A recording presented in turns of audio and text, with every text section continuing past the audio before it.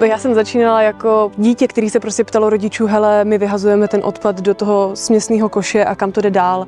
A bylo mi řečeno, že jako to jde na skládku a já jsem se ptala, co je to skládka a oni, no prostě zasypou ty odpadky do země a já jsem říkala, to není přece možný, to přece nedává smysl. S Rozárkou som sa stretla tak, že sa mi prihovorila v električke a spomenula mi teda, že natáča videá a že sa tomu chce profesionálne venovať a vtedy bola len v takých úplných začiatkoch, ale veľmi sme si sadli, odtedy sme boli spolu na rôznych obedoch a stretnutiach, až sme prišli k tomu, že sme si založili spoločnú talk show a z profesionálneho vzťahu sa stal kamarátsky.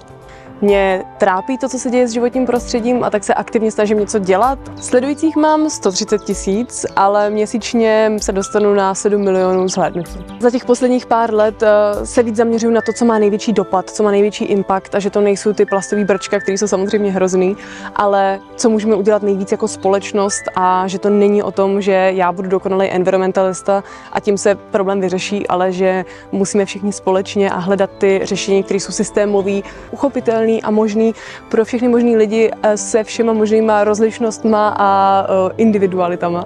Neviem, či si všetci prítomní uvedomujete, že Rozárka je hrozne mladá a stihla toho už neuveriteľne veľa, aj v takom mladom veku, takže určite si myslím, že je veľkým vzorom pre súčasnú generáciu a je veľkým vzorom pre ľudí, ktorí nenechávajú veci len tak plávať, ale chcú byť aktívnou súčasťou nejakej pozitívnej zmeny. Nejvíc mě těší, když vidím ten jako dopad, ten hmatatelný dopad, že se něco podaří někam jako posunout.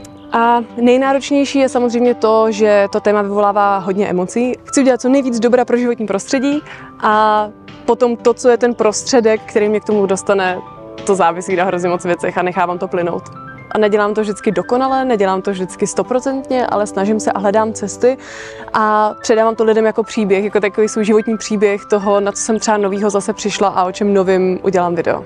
Niekomu môže pripadať, že tvoriť obsah na sociálne siete je jednoduchá práca, alebo ak si aj niekto uvedomuje, že je to naozaj časovo náročná práca, tak si možno neuvedomuje, čo všetko za tou tvorbou jedného videa stojí. Nielen koľko času, ale aj vedomostí. Človek musí vedieť strihať v programoch, musí vedieť titulkovať v programoch, musí vedieť vyrobiť to video tak, aby ľudí zaujalo, aby vo 90 sekundách bolo výpovedné a zhrnulo nejakú tému dohromady.